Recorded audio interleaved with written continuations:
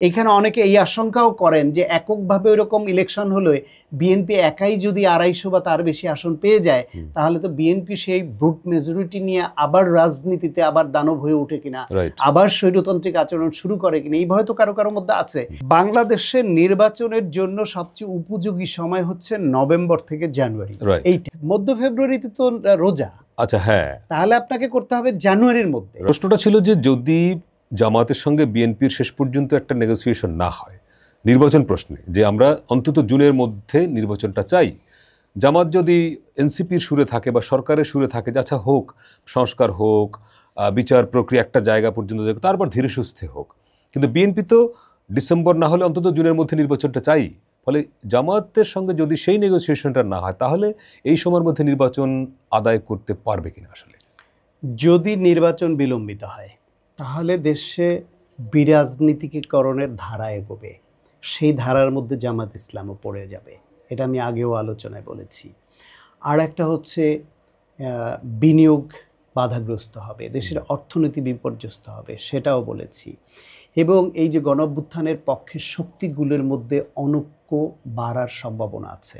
এবং যত নির্বাচন পেছাবে, যত সরকার নানান রকমের কৌশলের আশ্রয় নেবে এবং সেই কৌশলকে কেন্দ্র করে জামাত ইসলাম, এনসিপি বা বিএনপিও তাদের মতো করে কৌশল নিয়ে আগাতে থাকবে, তখন গণঅভ্যুত্থানের পক্ষের শক্তিগুলোর মধ্যে অনৈক্য বাড়বে, দূরত্ব বাড়বে। এবং এই দূরত্ব বাড়া মানে হলো যে এই যে স্পেসটা তৈরি হলো, স্পেস তো খালি থাকে না। That space will be occupied by the fallen fascist Awami League. পতিত পলাতক ফ্যাসিবাদের জন্য ওই স্পেসটা গুরুত্বপূর্ণ। সুতরাং জামায়াত যেহেতু একটি রাজনৈতিক দল, তারা নিশ্চয়ই দেশের স্বার্থে, রাজনীতির স্বার্থে এটা ভাববে যে কারসাজি করে নির্বাচন পেছানোর ওই প্রক্রিয়া আমরা যুক্ত হয়ে দলীয় যে লাভটুকু পাই, আদৌ সে লাভ পাবো কিনা, এবং সেটা করতে গিয়ে দেশের কি ক্ষতি হবে, অথবা পতিত ফ্যাসিবাদ কীভাবে আবার এই স্পেসে ঢুকতে পারে, এইসব ইকুয়েশন তো আছে। এক। দুই হলো, বিএনপি এবং জামায়াতের মধ্যে নির্বাচনের প্রশ্নে আসলে খুব বেশি দূরত্ব আমি দেখি না। এটা আলোচনার মাধ্যমে বিভিন্ন সময় আসে। ফাইনালি বিএনপি কিন্তু শুরু থেকেই বলছে যৌক্তিক সময়ে, তারপরে বলছে ডিসেম্বরের মধ্যে নির্বাচন, কারণ জানুয়ারির মধ্যে হলেও অসুবিধা নাই। জামায়াত ইসলাম শুরুতে বলছিল যে রোজার আগে না, জুনের মধ্যে হলে, তারপরে বলছে রোজার মধ্যে, রোজার আগে, তারপরে বলছে এপ্রিলের মধ্যে। এখন বিষয়টা এরকম, কিছু ডেডলাইন আছে। বাংলাদেশের নির্বাচনের জন্য সবচেয়ে উপযোগী সময় হচ্ছে নভেম্বর থেকে জানুয়ারি, এই টাইমটা। পরিবেশ সবকিছু মিলিয়ে প্রচারণা, বাংলাদেশের মানুষ তো ভোটকে উৎসব হিসেবে নেয়। আপনার নির্বাচনী ক্যাম্প হবে, মানুষ চা খাবে, আড্ডা দিবে, মিছিল করবে, তারপরে ভোটের নিয়ে কথা বলবে, বাড়ি বাড়ি যাবে, একটা উৎসব। সেইখান থেকে যদি আপনি এইবার চিন্তা করেন, এই ফেব্রুয়ারি মাসের মাঝামাঝি রোজা শুরু হয়ে যাবে, রোজার মধ্যে তো নির্বাচন হতে পারে না। আবার রোজার পর পর আপনার শুরু হয়ে যাবে কিছুদিনের মধ্যে এই ইন্টারমিডিয়েট পরীক্ষা। ইন্টারমিডিয়েট পরীক্ষার মধ্যে তো জাতীয় নির্বাচনের মতো এত একটা বড় ব্যাপার হতে পারে না। এই পরীক্ষা এপ্রিল মেতে শেষ হলে জুন থেকে এসে আবার আবহাওয়া খারাপ হয়ে যায়, ফলে মার্চও না, মধ্য ফেব্রুয়ারিতে তো রোজা। আচ্ছা, হ্যাঁ, তাহলে আপনাকে করতে হবে জানুয়ারির মধ্যে। ইভেন এটাও দেখতে হবে যে আপনি একটা জাতীয় নির্বাচন যদি দেন, সেই নির্বাচনের পরে একটা সরকার শপথ নেওয়ার 1-2 সপ্তাহের মধ্যে রোজা চলে আসলো, মার্কেট ব্যবস্থাপনা কিভাবে করবে? রোজার সময় বাংলাদেশের ব্যবসায়ীরা যে সিন্ডিকেট করে, দাম বাড়িয়ে দেয়, হুট করে আজকে শপথ নিয়ে কালকে নির্বাচনের জন্য ভালো সময় ডিসেম্বর, বড়জোর মধ্য জানুয়ারি, এর মধ্যেই হতে হবে। যদি এর মধ্যে কোনোভাবে এদের অনৈক্য হয়, বিএনপি বাংলাদেশের বৃহত্তম রাজনৈতিক দল, তাদের চাওয়া এটা। জামায়াত ইসলাম একটু সুর দুই দিক রাখছে, আমার মনে হয় এটা রাজনীতির কৌশলের খেলা। নিশ্চয়ই রাজনীতিতে যেদিকে সুবিধা হয় সেদিকে যাবে, নিশ্চয়ই রাজনীতিতে পর্দার আড়ালেও তো অনেক আলোচনা হয়। সেই আলোচনায় বিএনপি বড় দল হিসেবে তারা যদি সরকার পরিচালনায় আসে, সেখানে জামাতের সম্ভাব্য অবস্থান কি হতে পারে, তাদের স্টেক কি হবে, তাদের ভবিষ্যৎ রাজনীতি ধরন ধারণ নিয়ে বিএনপির সঙ্গে রিলেশনটা কি হতে পারে, এই বিষয়ে কিছু ফয়সালা হলেও হতে পারে, আলোচনায় আসতে পারে, আমি জানি না। এনসিপিরও সেই বিষয়টা সামনে আসবে। জামাতের সঙ্গে যদি বিএনপির এই নেগোসিয়েশনটা হয়, এনসিপির কি হবে? এনসিপিও সেই নেগোসিয়েশন আসতে হবে। ইনফ্যাক্ট এটা হতে হবে আমার ধারণায় যদি হয় একটা প্যাকেজ ডিল। সেই প্যাকেজ ডিলটা হতে হবে গণ অভ্যুত্থানের পক্ষে, না তাহলে বিরোধী দল কারা থাকবে? গণ অভ্যুত্থানের পক্ষের শক্তির মধ্যে বিরোধী দল কারা হবে সেটাও প্যাকেজ ডিলের অংশ হবে হয়তো।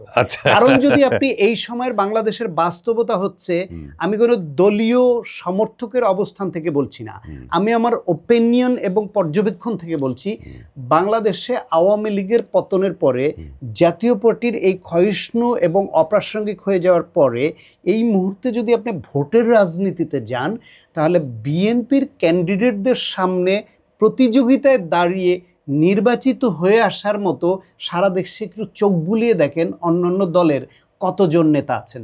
অনেক ছোট দলের বড় নেতা যাদেরকে সারা দেশের মানুষ চেনে, খুব নির্বাচনের মার্কায় তিনি যখন দাঁড়াবেন বিএনপির বাইরে গিয়ে তার দল বা তার নামে, তখন অনেকেরই জামানত বাজেয়াপ্ত হওয়ার ঘটনা অতীতে ঘটেছে।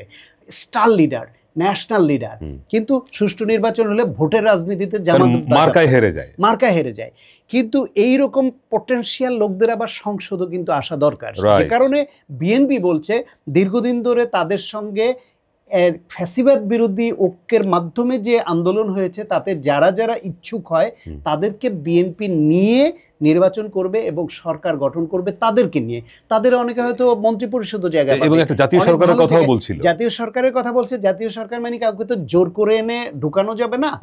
যারা একই সঙ্গে ফ্যাসিবাদ বিরোধী আন্দোলন করা রাজনৈতিক দল এবং বিভিন্ন ব্যক্তি যারা ইচ্ছুক বিএনপির সঙ্গে একইভাবে নির্বাচন করতে এবং সরকার পরিচালনায় অংশ নিতে, তাদেরকে বিএনপি সঙ্গে রাখবে দেশের স্বার্থে, বিএনপির স্বার্থে, রাজনীতির স্বার্থে।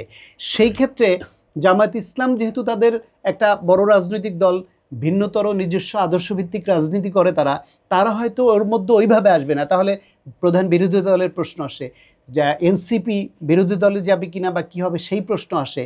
এদের অনেকেরই দল হিসেবে বা ব্যক্তি হিসেবে ইমেজ থাকলেও ভোটের রাজনীতিতে তো একটা প্রশ্ন। এখানে অনেকে এই আশঙ্কাও করেন যে এককভাবে ওইরকম ইলেকশন হলে বিএনপি একাই যদি 250 বা তার বেশি আসন পেয়ে যায়, তাহলে তো বিএনপি সেই ব্রুট মেজরিটি নিয়ে আবার রাজনীতিতে আবার দানব হয়ে ওঠে কিনা, আবার স্বৈরতান্ত্রিক আচরণ শুরু করে কিনা, এই ভয় তো কারো কারোর মধ্যে আছে। ফলে বিএনপি রাষ্ট্র পরিচালনার দায়িত্বে আসলেও তারা যেন ওই রকম সবাই যেন বিচ্ছিন্ন হয়ে পড়ে, মানে সংসদে ঢোকার সুযোগ থেকে বঞ্চিত হয়ে পড়ে, এইরকম আবহ যেন তৈরি না হয়। এটা কিন্তু হেলদি রাজনীতির জন্য কিন্তু সবই এক দলের হয়ে যাওয়া হেলদি নয়। আপনার 1973 নির্বাচনে যখন আওয়ামী লীগ এইভাবে সব নিয়ে নিল, যেখানে আপনার অলি হাদের মতো মানুষও সংসদে যাওয়ার সুযোগ পায় না, ইঞ্জিনিয়ার রশিদের মতো লোককে হারাতে হয় ভোট কারচুপি করে, এইখানে 10-20টা আসন যদি ছেড়ে দেয়া যেত, ন্যাপ মুজাফফর আবুল মুসির আহমদ লিখেছেন এটাও যে অন্তত 20-30টা আসন যদি থাকতো বিরোধী দলে কি হতো, সংসদটা প্রাণবন্ত হতো। সংসদে ওই কয়েকজন ভোকাল চৌকস পটেনশিয়াল পলিটিশিয়ানের কারণে আওয়ামী লীগ সমালোচনার মুখে পড়তো, চাপে পড়তো। তারা লোক দেখানোর জন্য হইলো রাষ্ট্র পরিচালনা আরেকটু বেটার করতে বাধ্য হতো বা সেরকম পরিস্থিতি তৈরি হতো। আওয়ামী লীগ ধ্বংসের মূলে কিন্তু ওই যে আমি সব, এই মনোভাব। এখন বিএনপিও যদি হবে আমি সবের কাতারে এরকম পড়ে যায়, ওটা একটা আশঙ্কা কেউ কেউ করেন। কিন্তু গণতন্ত্র হচ্ছে ভোটের অধিকারের রাজনীতি। সেখানে আপনি এখন ওইটা হবে বলে নির্বাচনকে আবার বিলম্বিত করবেন, এটাও তো কোনো কথা না যে এই মুহূর্তে ইলেকশন হলে বিএনপি বেশি আসন নিয়ে যাবে।